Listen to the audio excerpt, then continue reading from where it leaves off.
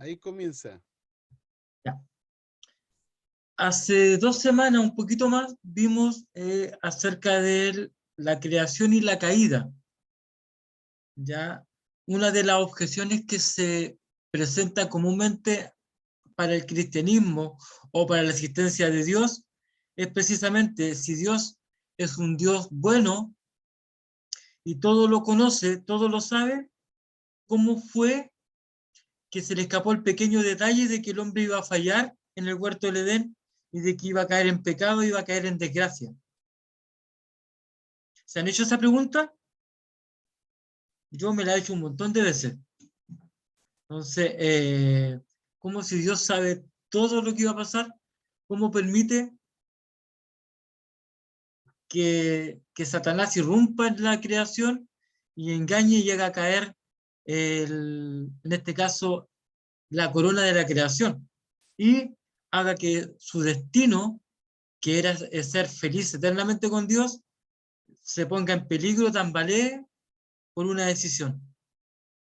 Entonces, la pregunta que podría cabernos es, ¿Dios sabe de antemano las cosas que van a pasar? Si sabía de que el hombre iba a caer, ¿habrá puesto un plan no alternativo, sino que un plan que estaba conforme a lo que él sabía de lo que iba a pasar con la humanidad? ¿Qué opinan ustedes?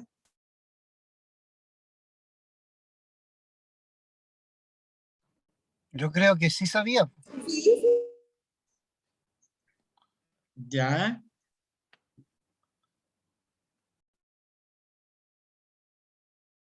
¿Y en qué podrías apoyarte como para indicar ello?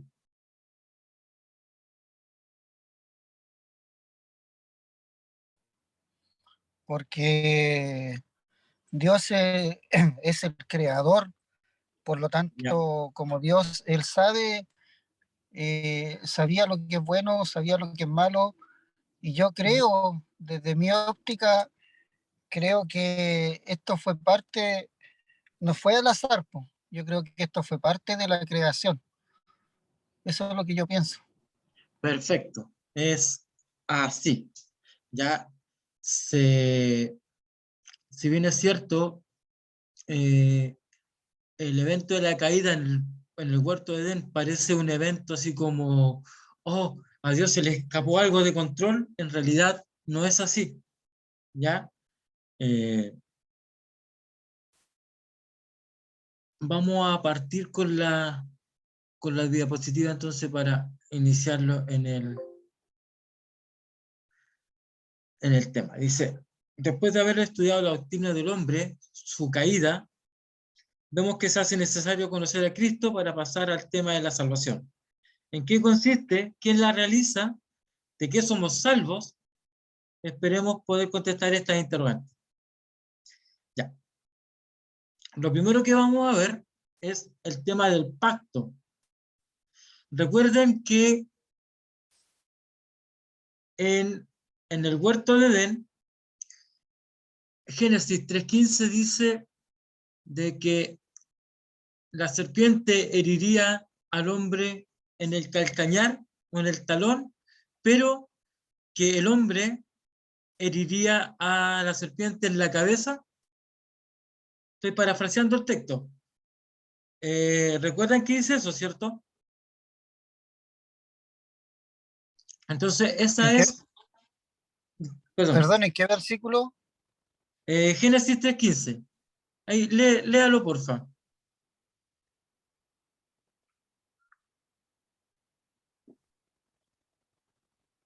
No, no lo tengo a mano yo. Ya, no importa, ¿no? Acá, a la Biblia del teléfono. Dice, para no, ¿dónde está? Vale. ¿Te lo leo? Porfa.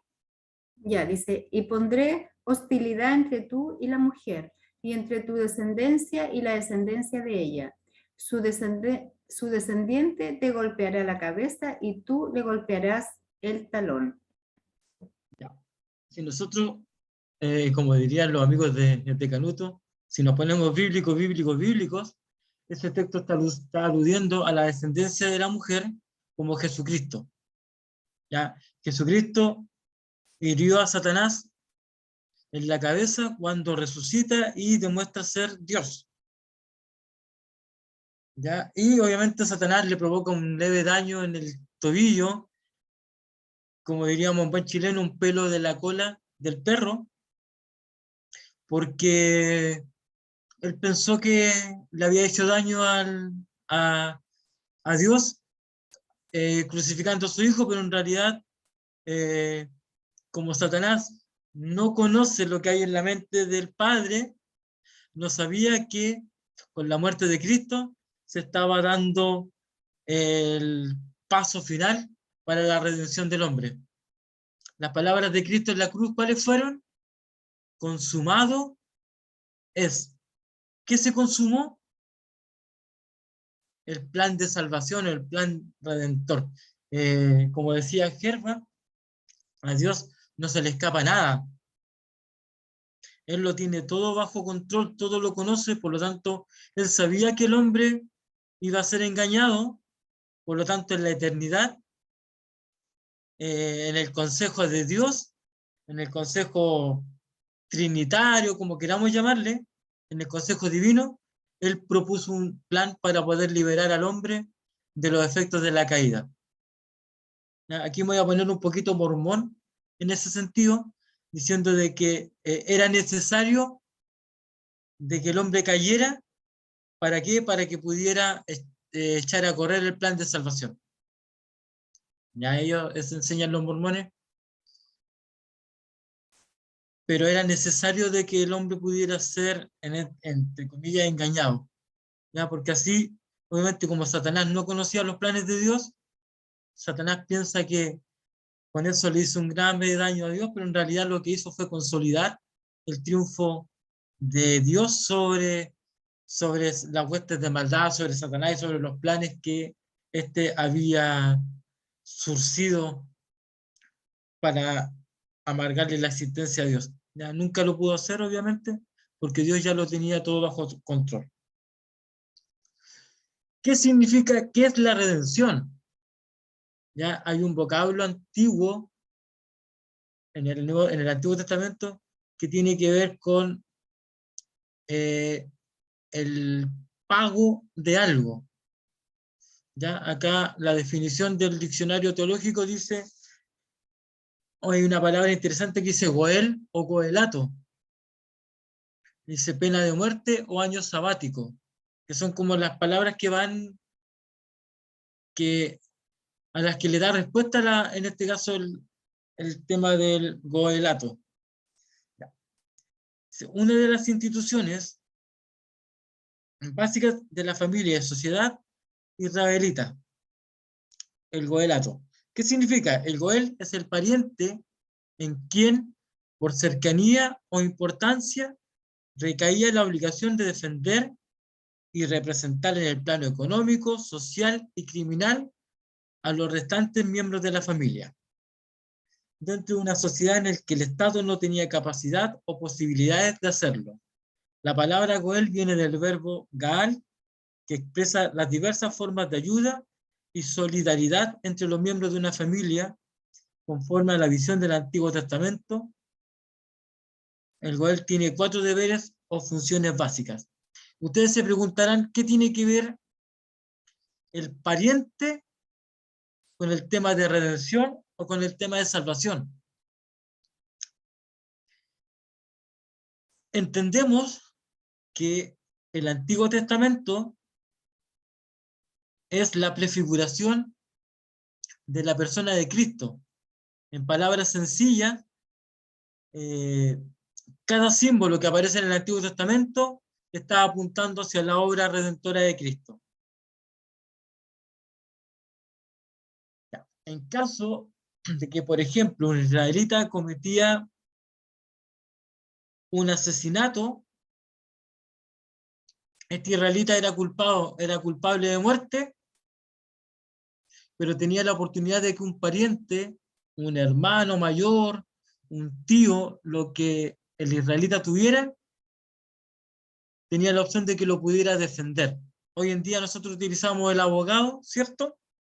Pero en la época de los israelitas no existían los abogados. Pero Dios sí había establecido dentro de las leyes civiles la defensa en este caso. Otro ejemplo, si yo le pedía dinero prestado a Patito y no tenía cómo pagarle, Patito decía, venga Víctor Monsalve con toda su familia, me pertenecen, son mis esclavos, por lo tanto, tienen que pagarme de alguna forma, por lo tanto yo les voy a cobrar con el trabajo. Cada cierto tiempo, los israelitas tenían que celebrar una famosa fiesta que se llamaba la fiesta del jubileo, en donde se debía dejar en libertad a los presos y todo ese tipo de cosas, pero no siempre se hacía. Por eso es que dentro de las leyes civiles, volvemos al tema del goelato, Jehová Dios instruye a Moisés y le dice, ya, en el caso de que un israelita caiga en desgracia, alguien puede pagar la deuda, puede pagar el rescate y darle libertad a aquella familia. No sé si ahora sí van tomando un poco el que tiene que ver el goelato con la historia de la redención. ¿Ya? Como les decía, Cristo es la prefiguración, o sea, el Antiguo Testamento es la prefiguración de lo que iba a ser la obra de Cristo en el futuro. Por lo tanto, podemos decir libremente, con confianza, de que Jesús es nuestro hermano mayor. Nosotros al momento, el hombre, la humanidad, al momento de caer en la trampa de Satanás, se hacen esclavos a la humanidad de Satanás.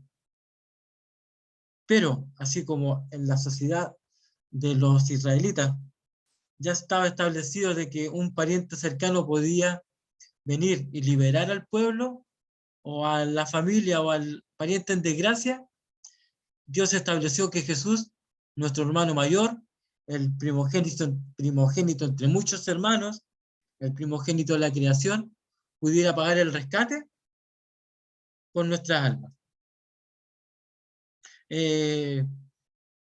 Volviendo un poco a la primera conversación que tuvimos, donde Gerva dijo que a Dios no se le escapaba nada, con esto vamos viendo que a Dios no se le escapó nada, ¿ya? Porque lo hizo primero en el plano material para luego llevarlo al plano espiritual, al plano del alma, que es lo que más le interesaba, o lo que no es que más le interesa a Dios, pero es lo que es el fin último del ser humano.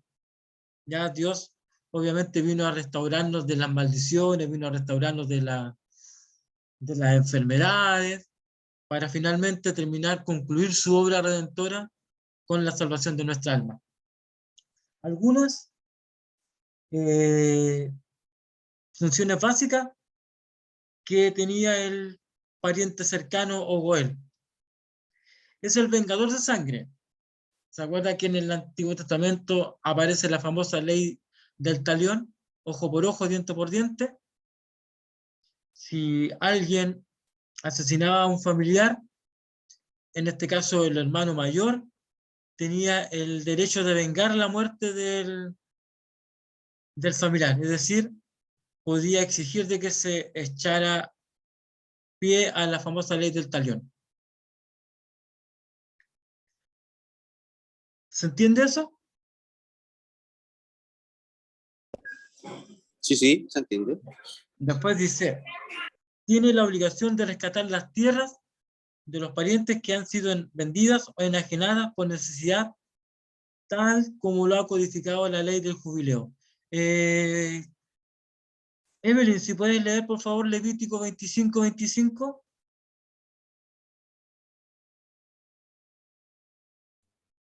Ya, déjame buscarlo. Sí, tranquila.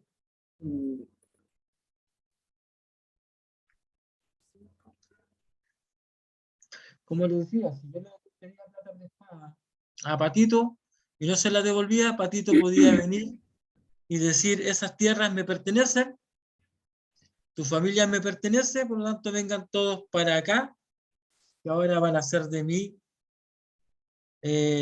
pertenencia. Ya, aquí lo encontré.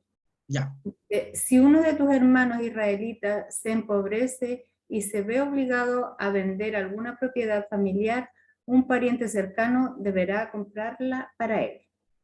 Debería comprarla para él.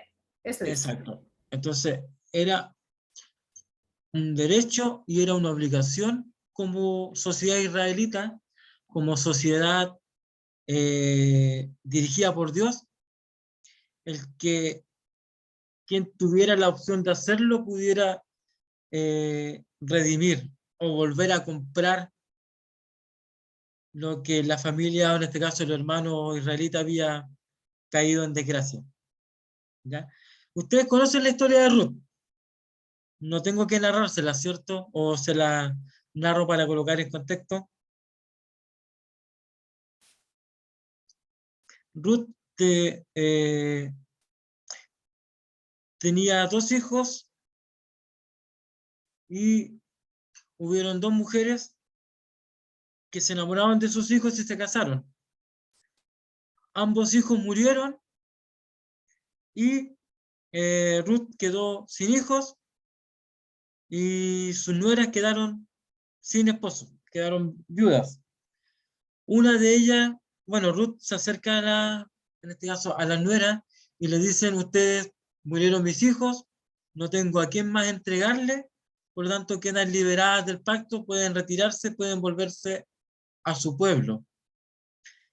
Una de ellas, Noemí, le dice, no, yo hice un pacto cuando me casé con su hijo, por lo tanto, tu pueblo va a ser mi pueblo, tú serás mi sangre y tu Dios será mi Dios.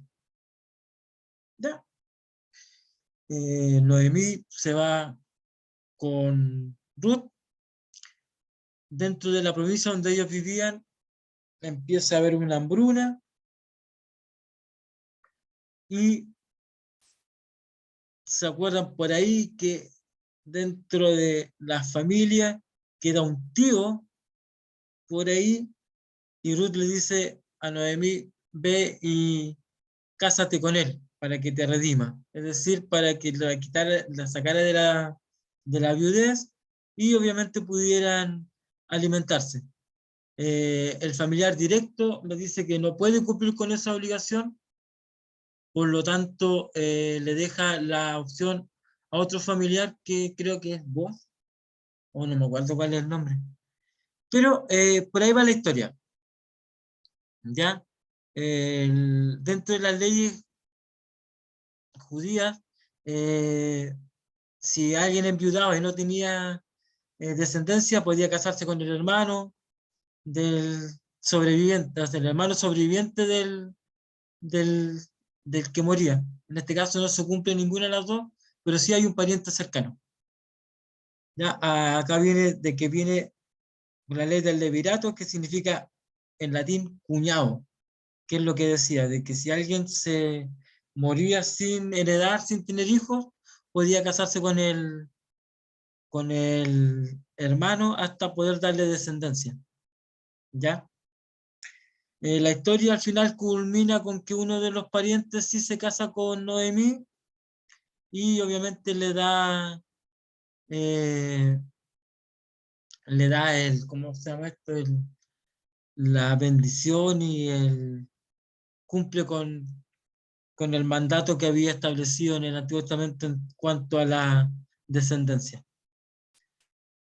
Y en el último caso dice rescate de esclavos, el cual tiene la obligación de defender y rescatar a sus parientes más próximos en el caso de que hayan sido vendidos como esclavos.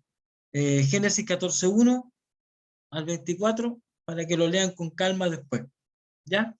Esas son a grandes rasgos cuáles eran las funciones del Goel o pariente cercano.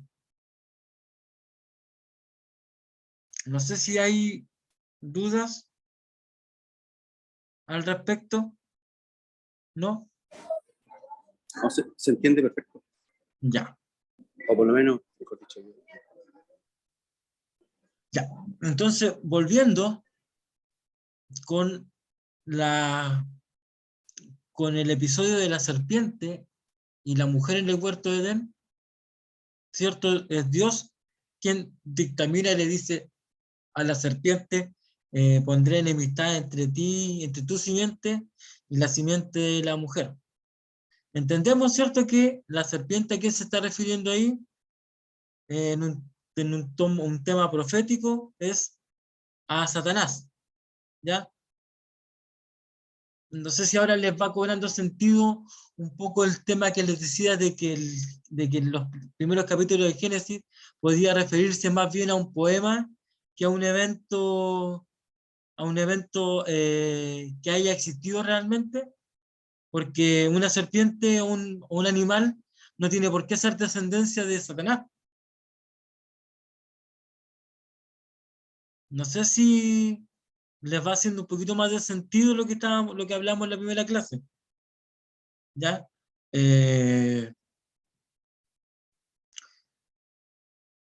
Porque, o sea, dentro de la creencia se dice de que en realidad era una serpiente porque Dios le dijo, hoy te arrastrarás y polvo comerás, y la serpiente hoy en día se arrastra, creyendo de que antiguamente la serpiente andaba en dos pies, o andaba paradita. ¿No? Como les decía, un animal no puede ser la descendencia de Satanás en este caso, sino que ahí está hablando de forma prefigurada o figurada en torno a la descendencia de la serpiente y la descendencia de la mujer. Ya la descendencia de la mujer, como indica, obviamente, es la primera promesa de redención, por lo tanto está hablando directamente de Cristo. ¿Y sobre quién triunfó Cristo? En este caso sobre la descendencia de la serpiente, que vendría siendo la misma persona o la misma personificación del mal que le llamamos Satanás o diablo. A todo esto, ¿usted sabe lo que significa la palabra Satanás? Significa adversario. Ya cuando, si en el Nuevo Testamento leen que Dios le dice a Pedro, apártate de mí, Satanás, no lo está tratando de diablo, sino que le está diciendo que en ese momento le está haciendo un estorbo para la obra a la que él vino a hacer. Un paréntesis aparte como para enriquecer un poco la conversación. El pacto de redención. La pregunta inicial era si es que Dios sabía que el hombre iba a pecar. La respuesta la podemos encontrar en Efesios 1:4.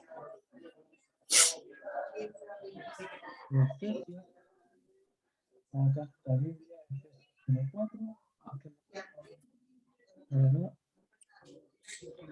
¿Puedo hacer un comentario antes? Sí, por favor. Quiero aprovechar de saludar a los chiquillos, a todos. No los saludé recién porque no quería interrumpir. Pero les saludo a todos, le envío a todos un gran abrazo, Gervasio, Marcita, Evelyn. Un abrazo grande. Quería comentar que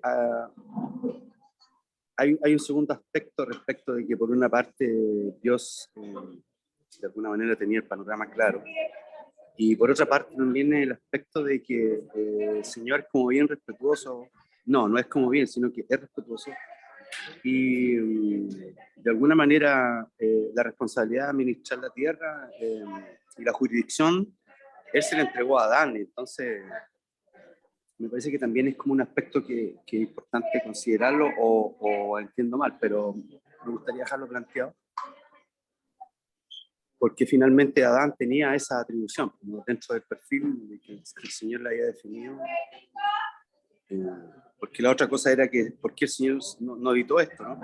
Y es porque justamente Él le dio a Adán la responsabilidad y la potestad sobre la tierra. Entonces, Claro. para él eso implica que él no puede llegar e intervenir en forma directa o sin dejar de tener eso consciente o considerarlo. Claro. lo que llamamos comúnmente como libre albedrío. Claramente. Si Dios hubiese intervenido para que el hombre no pecara, hubiese pasado a llevar el elemento distintivo que tiene el hombre con otros seres, que es precisamente el libre albedrío, la libertad de elegir qué hacer, pero es una libertad en base al conocimiento de lo que tenemos. Por ejemplo, yo sé que si peco voy a morir, porque es lo que dice, pero si no peco voy a vivir. Entonces, mi decisión, mi libre albedrío, yo lo utilizo sabiendo cuáles son las consecuencias de ambos actos. ¿Ya? Alguien podría decir, no, que en realidad Dios obliga a que el hombre actúe haciendo el bien, porque si no, lo castiga. No, yo no le llamaría castigo, sino que le llamaría como consecuencia de los actos que uno tiene y que obviamente conlleva la responsabilidad de saber elegir, pero conforme a un conocimiento previo de cuáles son las consecuencias de ambos actos. ¿Ya? Entonces, como decía Patito, el hombre, una de las funciones por las que él fue creado era para precisamente gobernar la tierra, sojuzgar sobre ella, sobre los animales, ser el responsable de la creación.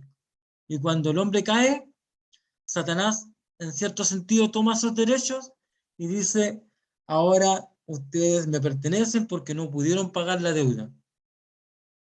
¿No? ¿Se acuerdan la oración del Padre Nuestro? Perdona nuestras deudas, así como nosotros perdonamos a nuestros deudores. Ahí la palabra deudas, en este caso por la Iglesia Católica, es cambiada por la palabra pecados. Y si lo llevamos al plano, en este caso, de lo que es el Génesis, de lo que pasó cuando el hombre le obedece a Satanás, le dice, tome, ahí están los derechos de gobernabilidad que yo tenía y se los entrego en las manos a Satanás. Y el hombre pierde el derecho, pierde la tierra, pierde todo. Por eso es que, como le decía, era importante introducir un poco el tema del Goel o el pariente cercano para poder meternos como ya de lleno a lo que es la redención y lo que es la salvación. No sé si ahora se le abre un poquito más el panorama y dicen, sí, en realidad tiene sentido. ¿Ya?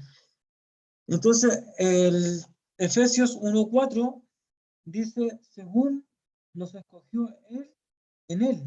¿En quién? En Cristo, antes de la fundación del mundo, para que fuésemos santos y sin manchas delante de Él.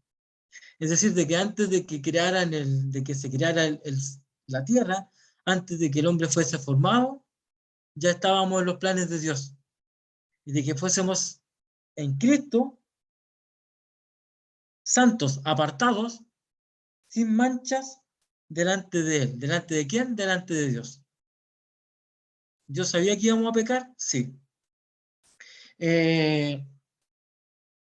¿Cómo ejemplificamos nosotros el tema de la justificación, que es una doctrina cristiana? Lo tengo por ahí. Supongamos que supongamos que este negrito acá soy yo. Y Dios está acá arriba y me mira directamente y me ve negro, muertos en delitos y pecados. ¿Qué significa la justificación?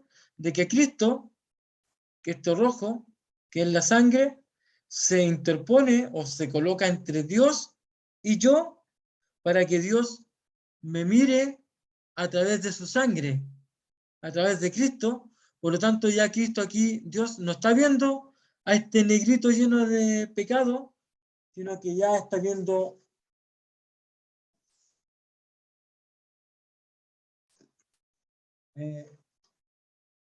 esto.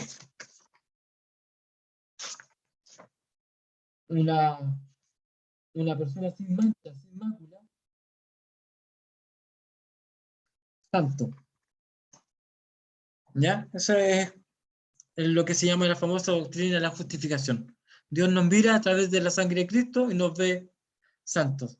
Y eso es lo que está indicando también el libro de Efesios, el 4, en este caso en el 1:4, y el 3:11 que dice, el 3:11, vamos al 3:11,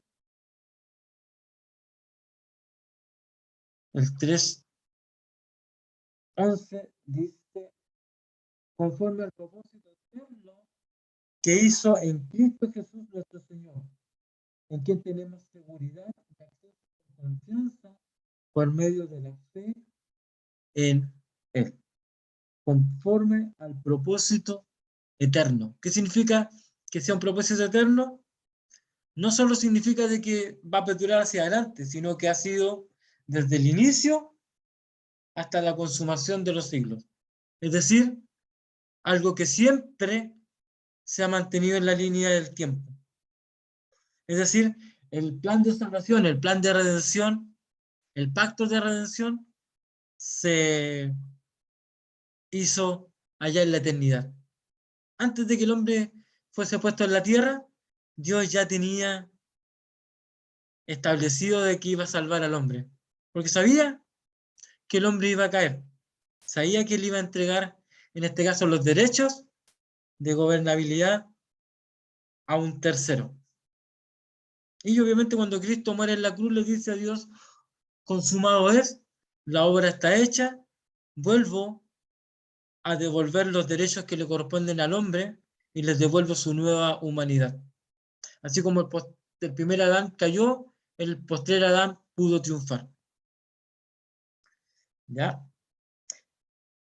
Es la naturaleza de un pacto, en este caso el pacto de redención. Promesas hechas a Jesús antes de su venida. ¿Ya? Ahí hay algunos textos. Se considera a Cristo como la cabeza de un pacto.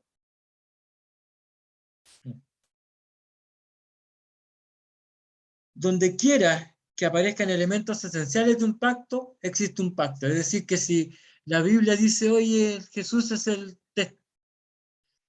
heredero, significa que hay un testador. Y ahí hay un pacto. Dos pasajes que hablan de la idea de pacto con el Mesías en el Antiguo Testamento. Salmo 89:3. Evelyn, ¿lo puedes leer, porfa? Ya, deja buscar.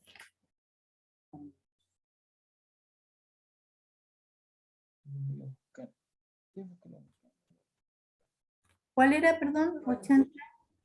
Salmo 89:3.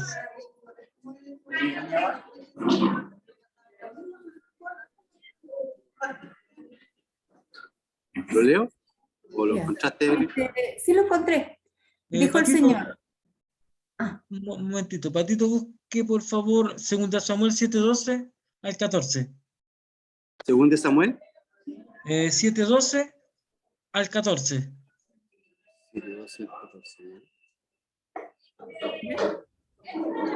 Ahora, Evelyn, porfa. 89:3. Dijo el Señor, hice un pacto con David, mi siervo escogido. Le hice este juramento. ¿Sigo? ¿Ya? Estableceré a tus descendientes como reyes para siempre. Se sentarán en tu trono desde ahora y hasta la eternidad. Ya. Entonces estamos viendo de que ese texto está hablando primeramente de Cristo. ¿Ya? 2 Samuel 7:12 al 14, ¿qué dice? Dice, cuando llegues al final de tu vida, morirás y serás sepultado con tus antepasados, pero entonces haré rey a uno de tus hijos y protegeré su reino. Él me construirá una casa para mi nombre, y yo le fortaleceré su reino para siempre. Yo seré su padre y él será mi hijo.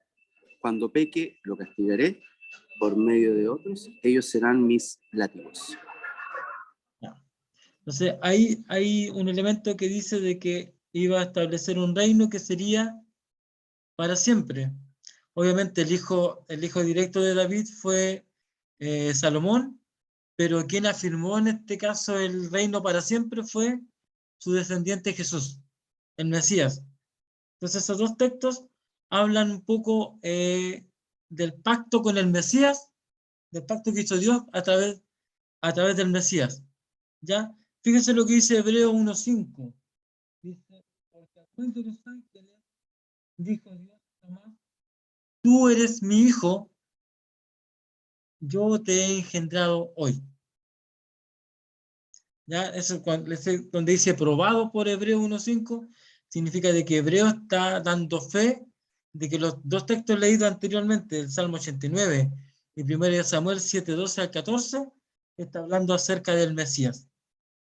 Isaías 42:6, ¿que alguien lo puede leer, por favor?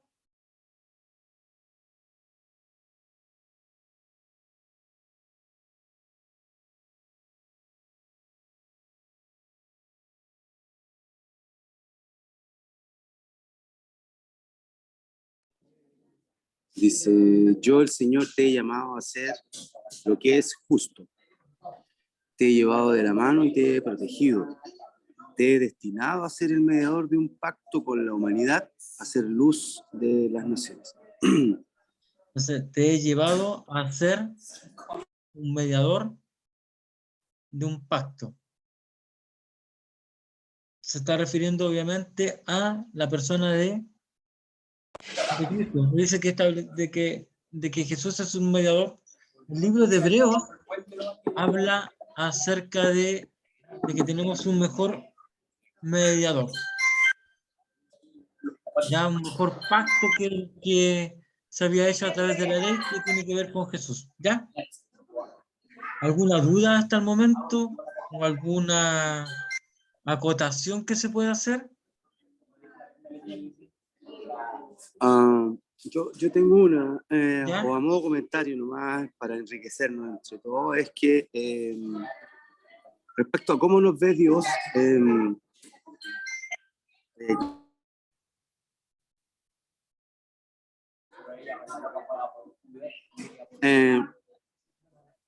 entonces, el hecho de cómo nos ve Dios ahora a través de la redención por Cristo, por la sangre de Cristo, ese, que Él nos ve a través de su sangre, pero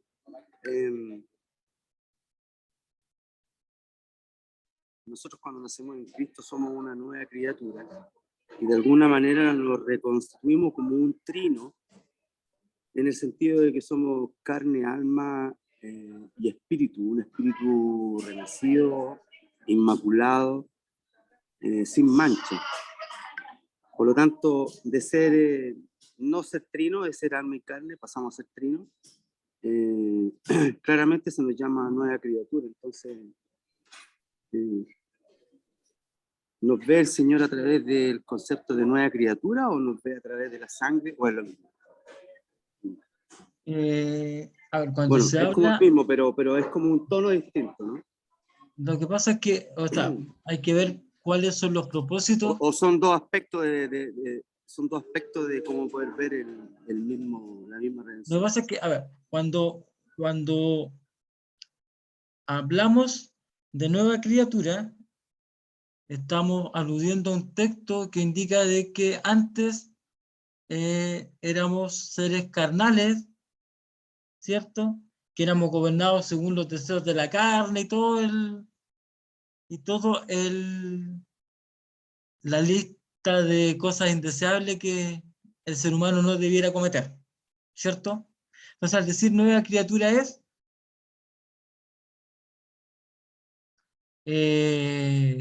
déjame recordar aquí ese texto, dice, aquí el que está en Cristo, nueva criatura es, las cosas viejas pasaron, todas son hechas nuevas, es decir, se renueva el pacto, se renueva nuestra naturaleza, ya no debiera ser una naturaleza pecaminosa, aunque sabemos que esa no muere con facilidad. Por eso es que son dos cosas distintas, porque nuestra carnalidad sigue en pie, como dice Pablo, ay de mí ¿quién me va a librar de este cuerpo de muerte? Porque las cosas que debo hacer no las hago, pero las que no debo hacer me salen con facilidad. Es decir, pecar.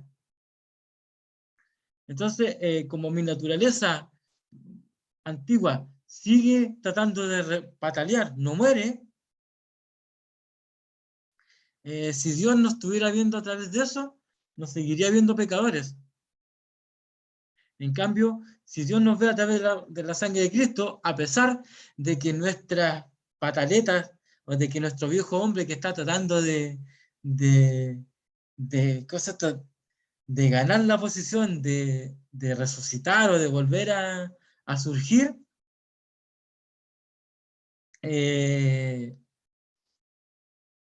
no sé si captan la idea. Entonces, Dios nos ve a través de Cristo como si esas cosas no existieran. Como si mi vieja naturaleza ya murió totalmente, aunque trate de afluir. ¿Ya? Entonces, esa es la distinción entre que Dios nos vea como a través de la sangre de Cristo y el tema de una nueva criatura. La nueva criatura involucra una nueva naturaleza, pero que obviamente no dominamos por completo porque la antigua nos sigue dominando, pero Dios aún así nos ve santos. No sé si se entiende un poco cuál debiera ser un poco la distinción. Sí, es más al hueso a través de la sangre de Cristo. Dios nos ve y obviamente nosotros como que en la viña tenemos tan arraigado el concepto de que Dios nos ve como hijos y nos ve de una forma, de la mejor forma que un padre podría ver a su hijo, es porque precisamente nos está viendo a través de la sangre de Cristo. ¿Ya? Eso. Como les decía, la nueva creación sí tiene un elemento de purificación, pero siempre se va a ver empañada por la aparición del viejo hombre. En cambio, voy a poder cerrando la idea, cuando Dios nos ve a través de la sangre de Cristo, nos sigue viendo como el producto terminado.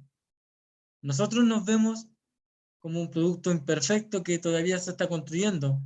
Cristo puede vernos como el ser imperfecto que se está construyendo, pero le dice al Padre, intercediendo por nosotros, no, si Él va bien. ¿Por qué? Porque como que Él nos cubre, ¿sí? El término vendría siendo de que estamos escondidos bajo la roca. Y ese escondite, maravillosamente, hace de que sea una defensa para nosotros. Pues. No es que nos esté escondiendo como alguien esconde a alguien por vergüenza, sino que involucra una defensa. Patito. Y levantó la manito. No, mandé un aplauso porque Ah. era un aplausito, no era levantar el dedito, pero Ya. no, genial esa pequeña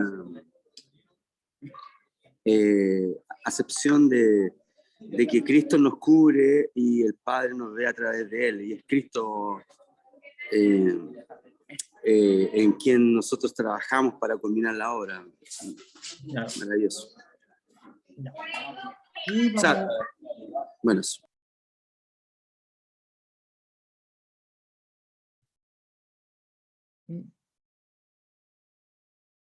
¿cuál es la posición de Cristo en el pacto?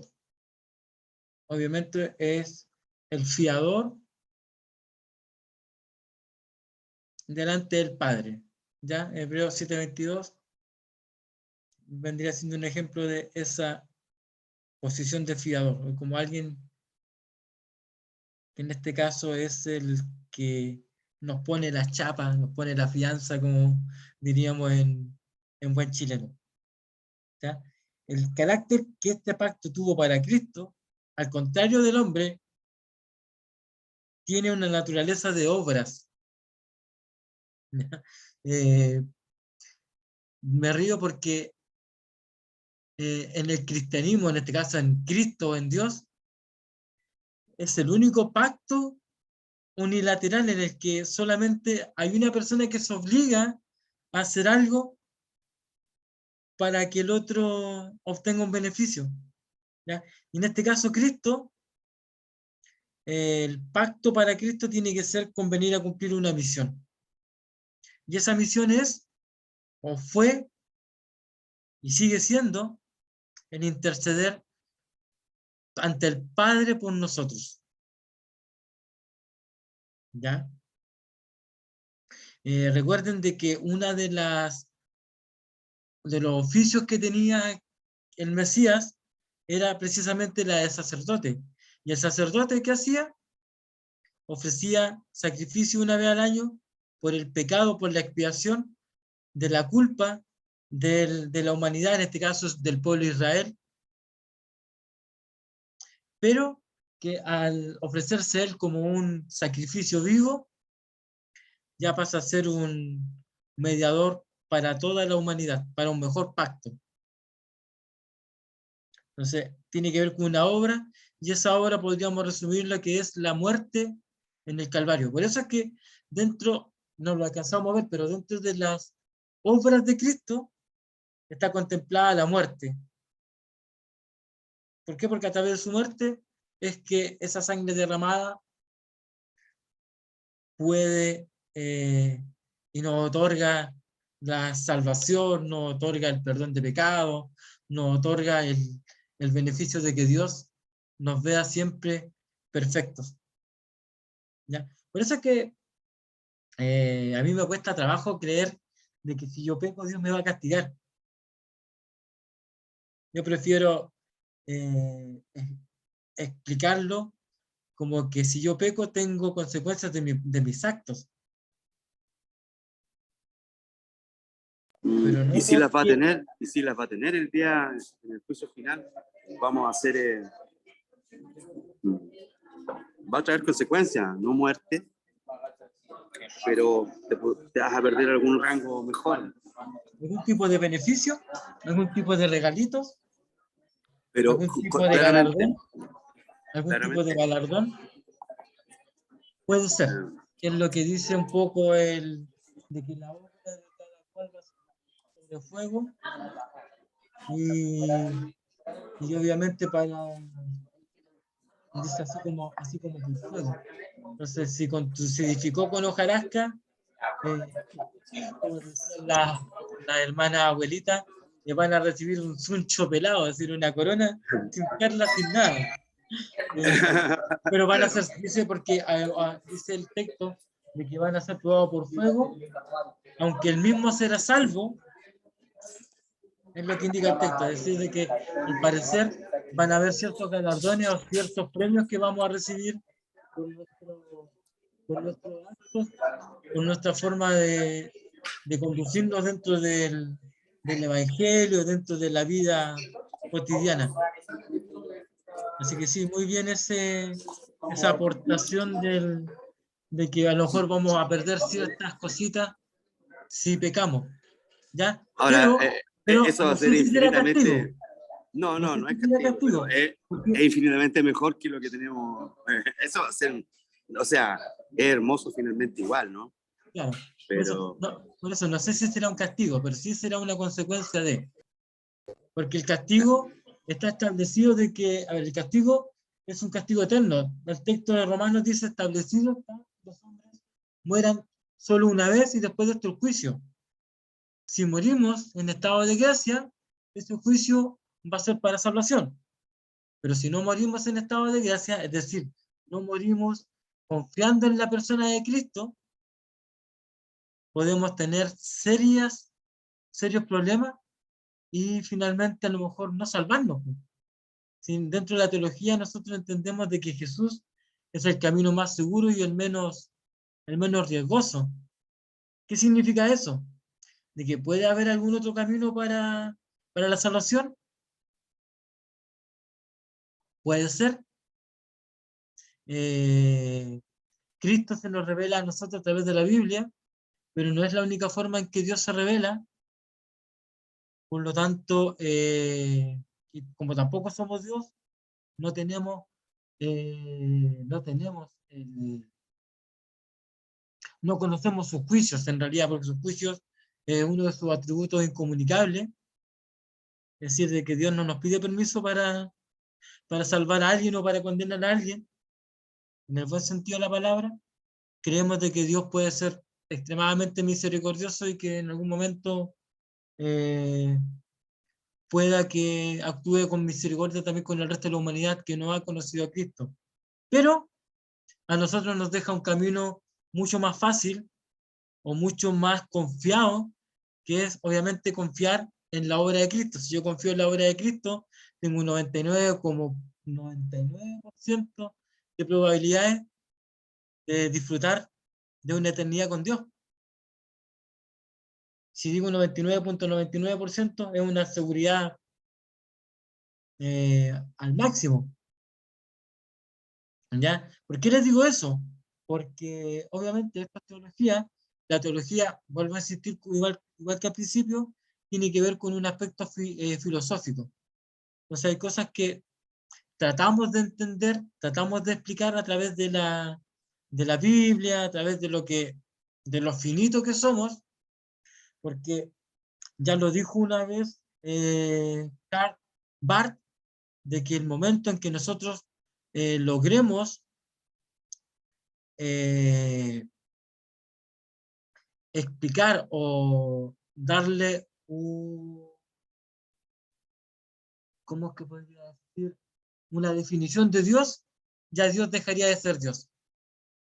¿Ya? Pero no por un tema de que Él pierda poderes, sino que ya, porque su esencia es una persona que no la podemos conocer en su 100%, salvo en aquellos aspectos en que Él se ha ido revelando a la humanidad y que han sido ínfimos, ¿ya? Pero Dios no lo podemos clasificar en ya un Dios bueno, Dios malo, porque Él es mucho más que eso.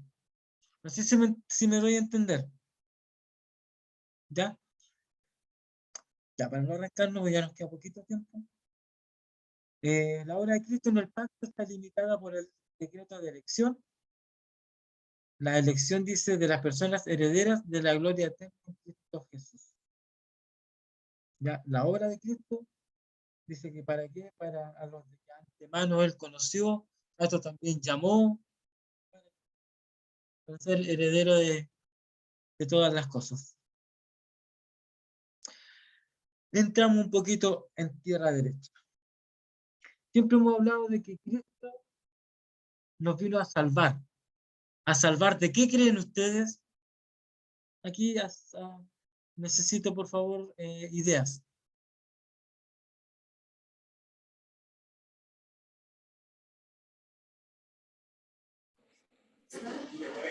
De la muerte eterna.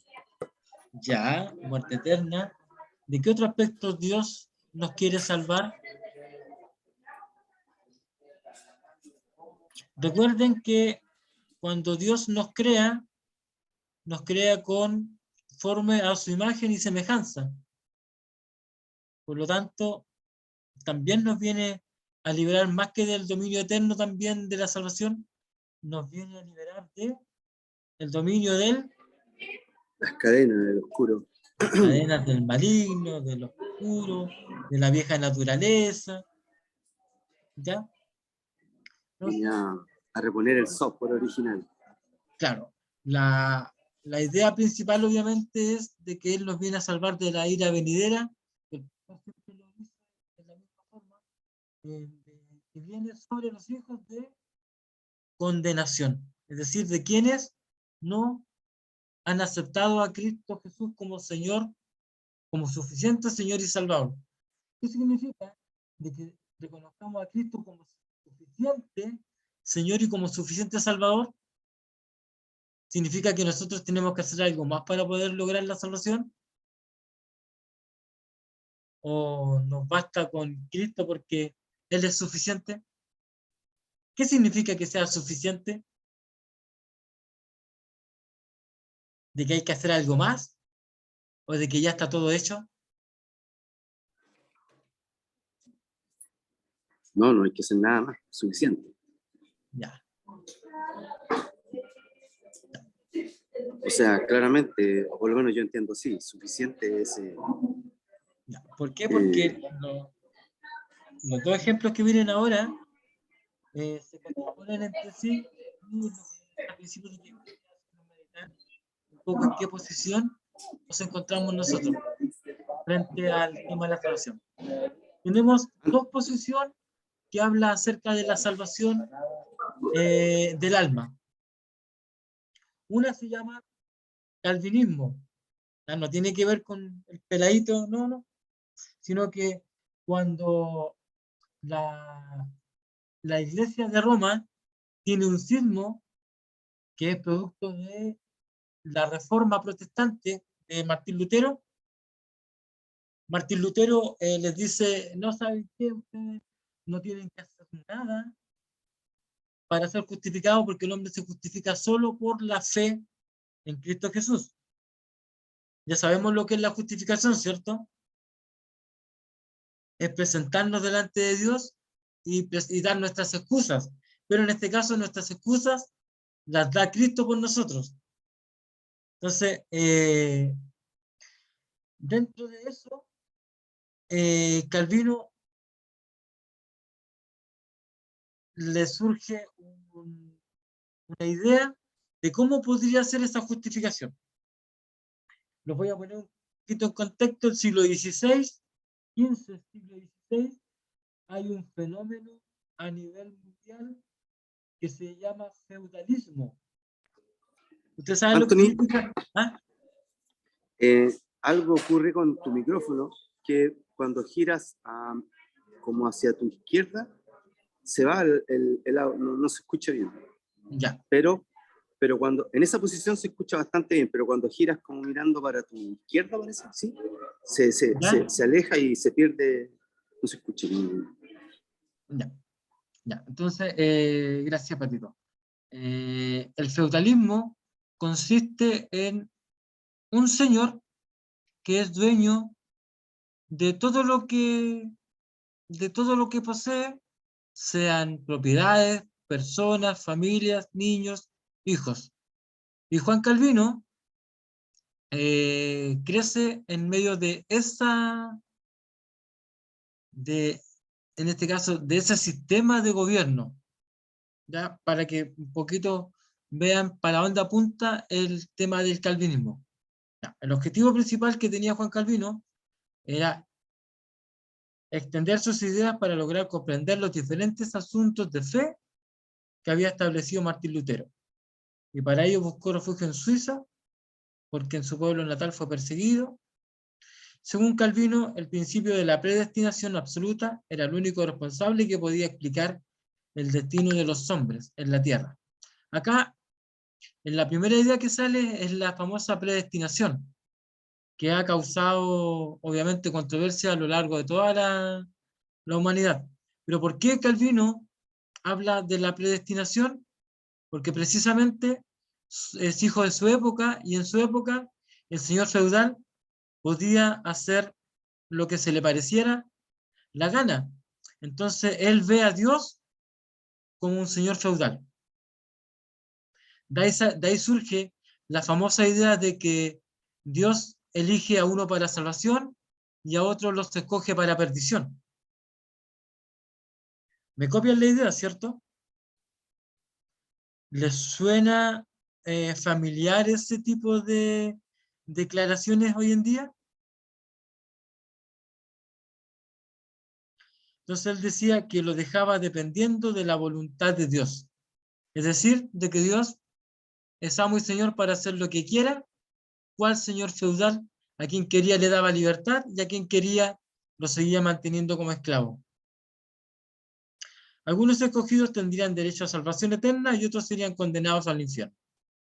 El favor de Dios estaba estrechamente asociado a la forma en que se llevaba una vida materialmente próspera gracias al trabajo y al retiro de los caprichos materiales. Max Weber, que es un economista, antropólogo, por ahí va, tiene un libro que se llama Ética Protestante y Capitalismo. Y dentro de su libro indica de que obviamente el capitalismo es hijo del calvinismo. ¿Ya? ¿Por qué? Porque acá podemos ver en esta expresión de que la próspera, dice, de que quien llevaba una vida materialmente próspera gozaba de los privilegios del Padre, eran los salvos. Hoy en día leemos la misma herejía, entre comillas, de que si tú eres hijo de Dios y no eres bendecido, tienes, no sé, ciertos problemas, significa que estás en pecado o que no estás bajo la gracia de Dios.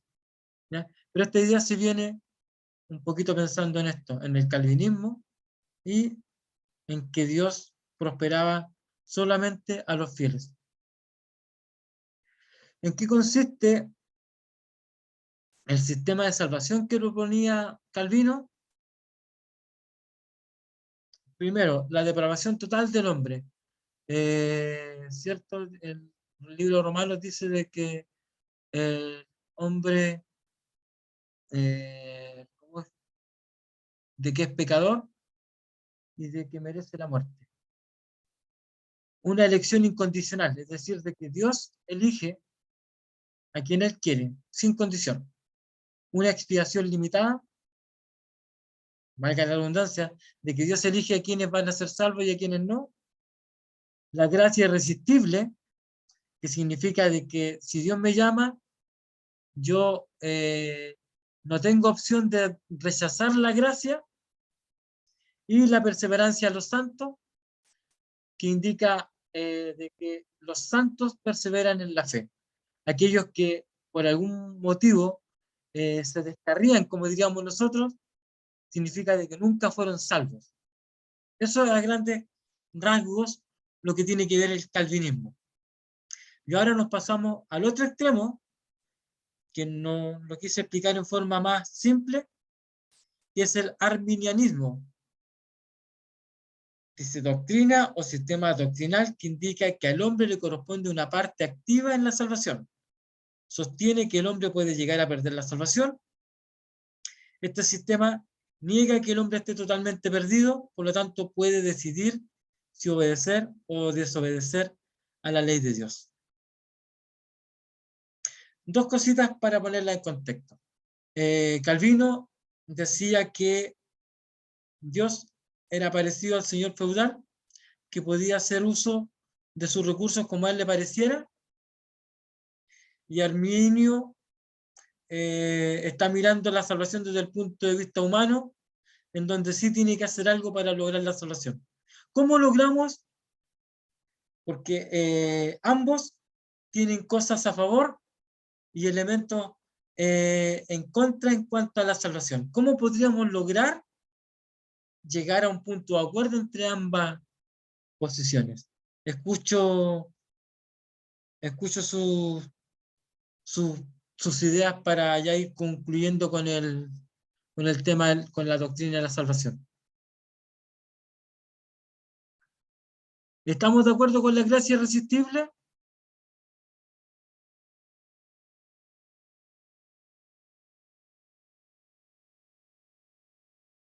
Ahí tenemos un corazón.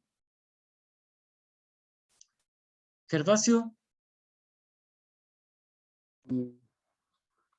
Yo encuentro el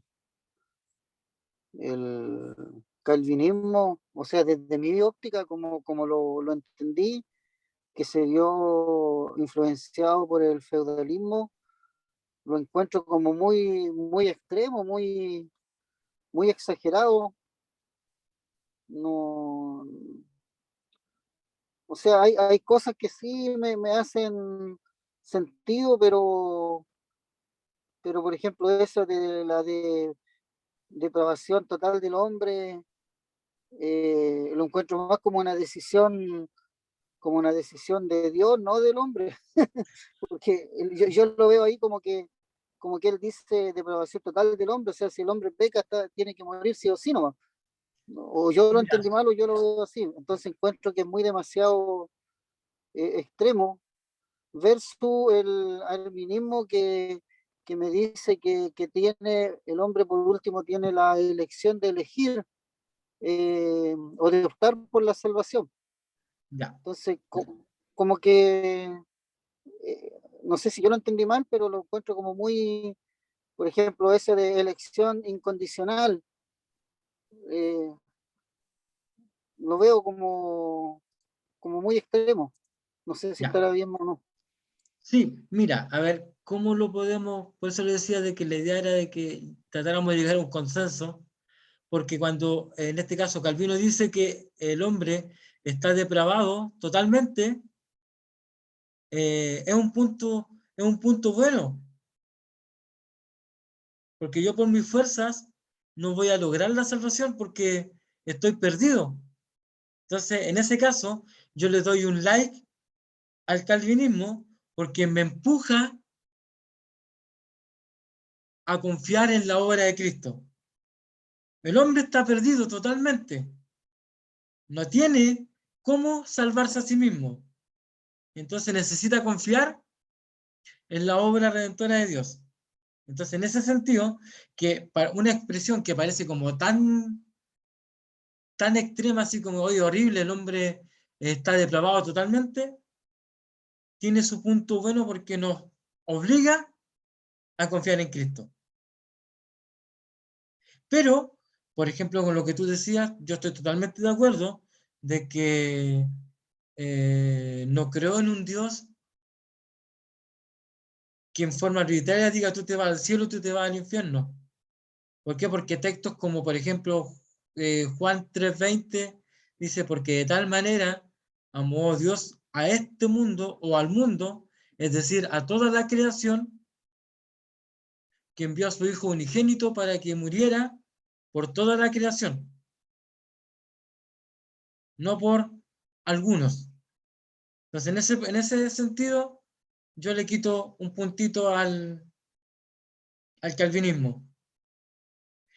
Hay que pensar de que son sistemas de hombres en los que ellos tratan de explicar cómo funciona la salvación.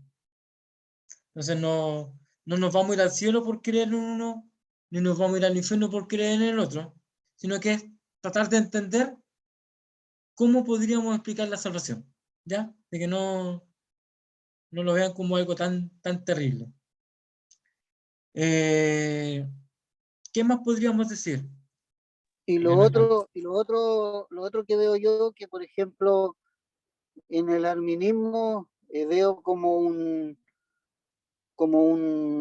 relajo, entre comillas, pero también veo desde mi óptica que hay como una equivocación al decir que el hombre puede llegar a perder la salvación. Creo que Cristo pagó, Dios mandó a su Hijo para pagar por los pecados, por lo tanto, eh, estaba mal enfocado igual ese criterio, creo yo. Ya, muy bien. Claro.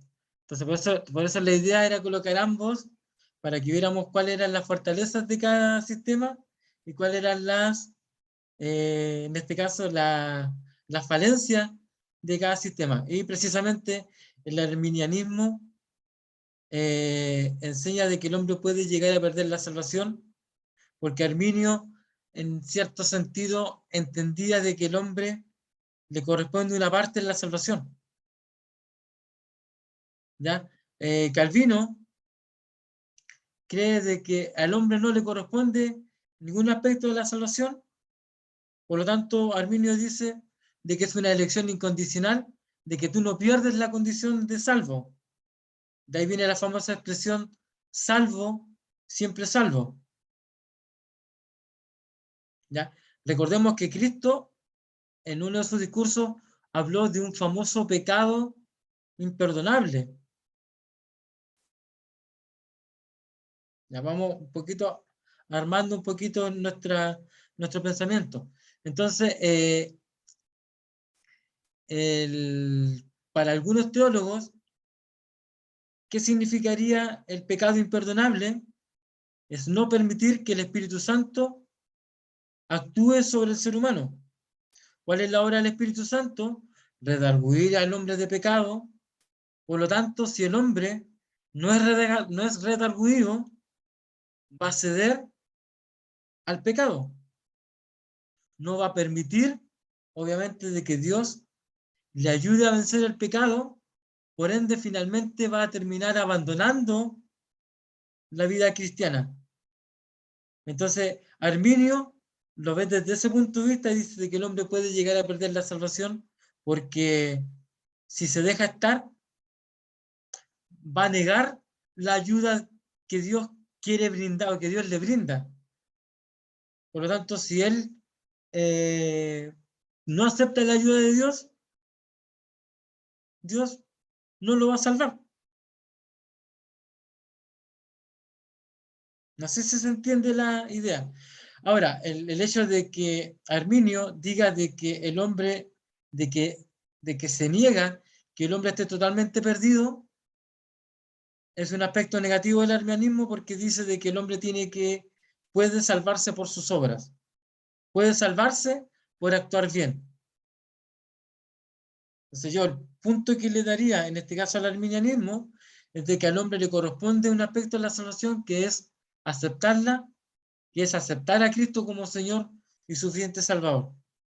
Si bien es cierto, no tiene que hacer obras para ganarse la salvación, pero sí tiene que hacer algo que es aceptar a Cristo como suficiente Salvador. Si el hombre no acepta a Jesús como suficiente Salvador, no hay forma de que Dios pudiera salvarlo.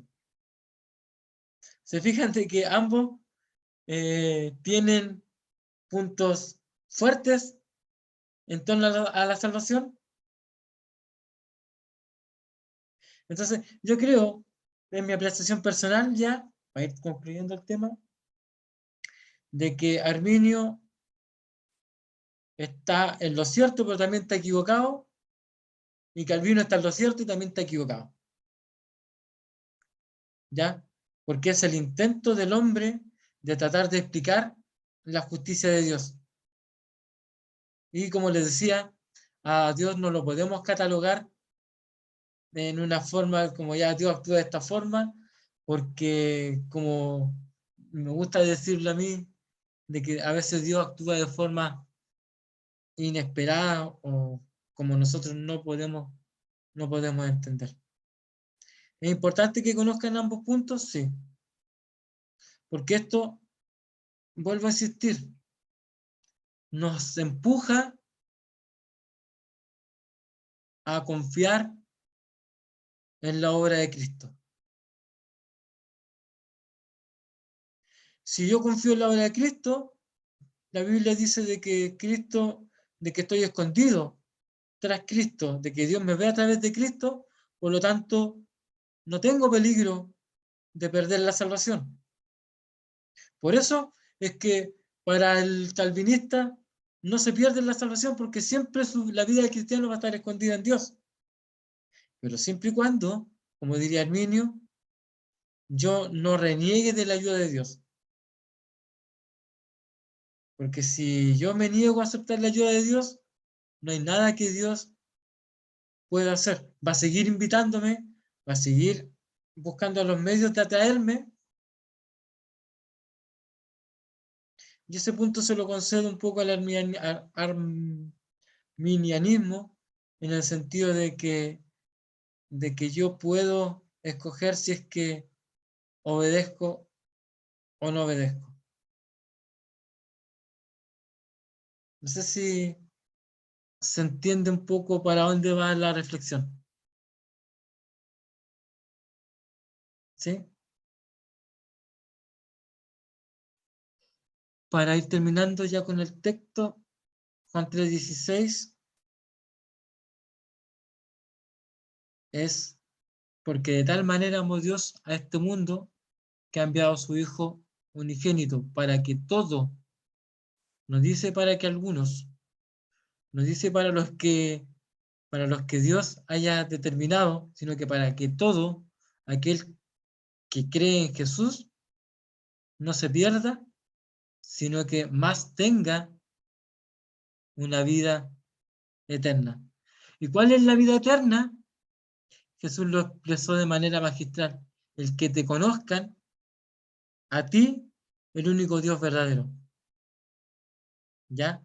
El hecho de que nosotros estemos discutiendo de teología, hablando de doctrina, es precisamente ¿para qué? Para poder llegar a conocer al único Dios verdadero. ¿Ya? Así que no sé si alguien más quiere agregar algo más. Yo, por mi parte, ya estoy concluyendo. El estudio de la salvación, de la doctrina de la salvación, nos acerca más a nuestro Creador, puesto que vemos que Él es quien ha provisto el medio para ser salvo.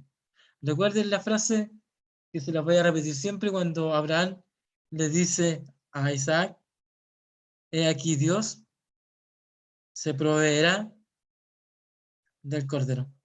Hoy en día, a la luz del Nuevo Testamento, podríamos decir: he aquí Dios se proveyó como un Cordero. Yo con esa frase termino.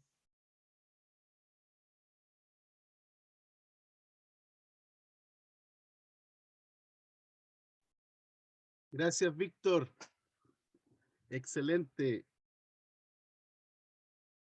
Vi que algunas personas estuvieron comentando en tu clase. Sería bueno escuchar a una persona con qué se queda de la clase. Y luego después tomamos 10 minutos para retomar la otra clase y así se va en un break. Yo, Gervasio.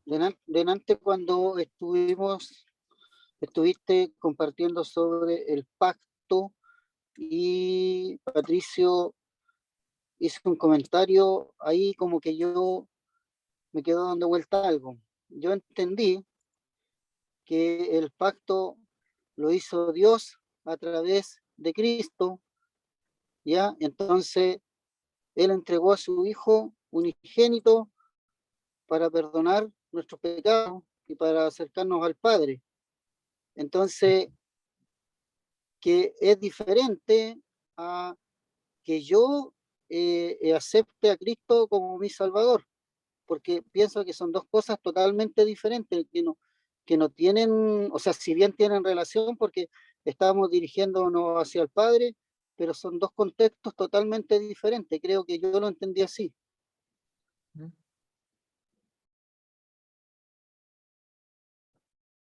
¿Es Sí, una ¿cuál pregunta, es? Gervasio, o es un comentario?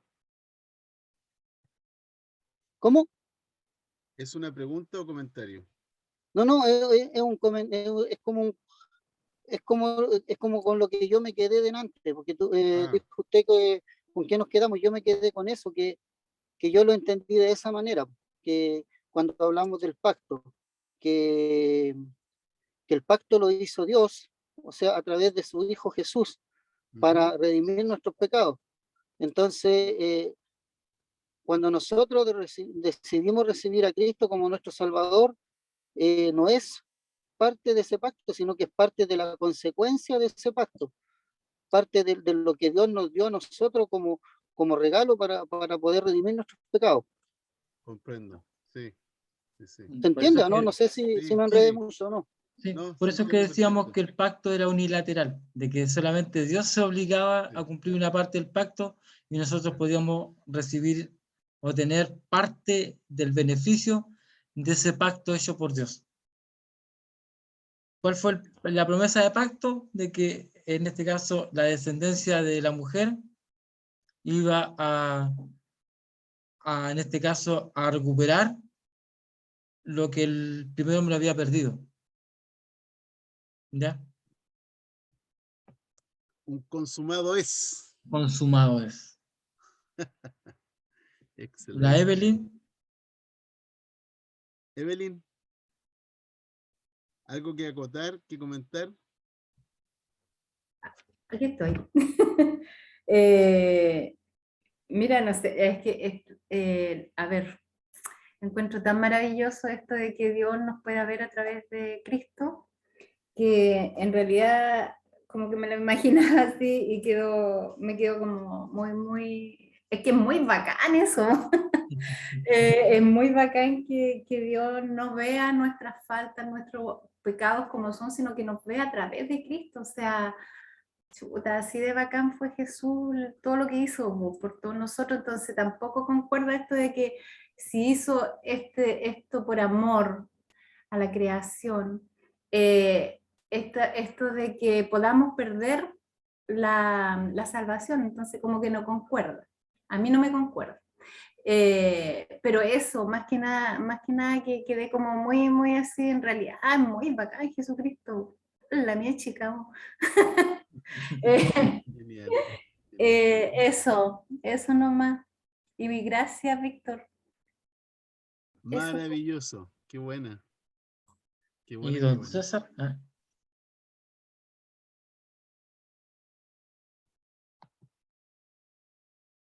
César está en la sala y Sí, estoy aquí. sí, va a ingresar. Le estaba diciendo a César si podemos comenzar en 10 minutos más para que tomen un receso, vayan al baño, se preparen un café. ¿Ya? ¿Les parece? y no sé Gracias, si, Víctor. no sé si Patito iba Pato, ¿puedes hablar? a dar su apreciación. Gracias. No, maravilloso comprender cuán delicado ha sido el Padre en términos de crearnos a su semejanza y el tener previsto todo nuestro andar en este milenio, en el mundo, respetando él, sabiendo que nos había dado un albedrío, pero a partir de ahí él nunca nos ha dejado de amar. Entonces, proveer el pacto a un costo tan alto como el de Cristo, vernos a través de su sangre, pucha, la verdad es que es como es tan profundo en todas las direcciones que a veces uno tontamente piensa si es merecido o no, y no se enfoca más en tratar de estar a la altura de este plan que él ha escrito, ¿no? Entonces, no, solamente quería reflexionar en ese hecho, ¿no? De la envergadura del pacto. O sea, ¿con qué me quedo con eso? Lo que esto ha expuesto, y en un ancho tan profundo que de verdad lo pone en su... ya con unos detalles que van rellenando esas pequeñas grietas para su mayor comprensión. Así que solamente eso quería, más que reflexionar, opinar y agradecer lo hermoso que es el pacto. Maravilloso. Ok, muchas gracias. Vamos a orar. Padre, queremos honrarte, bendecirte. Gracias por lo que has hecho a través de tu Hijo, enviándolo primeramente y luego revelándonos, Señor, a Jesús el Cristo. Te honramos, te bendecimos, Señor, y te damos gracias porque al resucitar de los muertos enviaste el Espíritu Santo para mostrarnos todas estas cosas, aún, Señor, en el siglo XXI. Te honramos por eso. Bendecimos tu nombre y te damos tantas gracias, Señor, por hacernos tus hijos, y qué bendita familia, Señor, tener a Jesús como nuestro hermano mayor. Amén. Te bendecimos, Padre, en el nombre de Sí. Jesús. Amén. Gracias, Padre. Amén. Ok, Amén. muchas gracias, Víctor. Amén. Excelente. Gracias. Vamos a Nos vemos. esperar Gracias, 10 Víctor. minutos más para el Maravilloso. cafecito, si Muchas quieren gracias. van al baño, y regresamos exactamente, fíjense que son las 20:34 a las 20:45. ¿Todo bien, César? ¿Está bien? ¿No? Ah, sí, vaya nomás. Vaya nomás, ahí nos vemos. Vale, un abrazo. Chao, que Vale. estén Yo, bien. yo no los voy a Chao, chao. perdonar, dices tú. Algo así, algo así.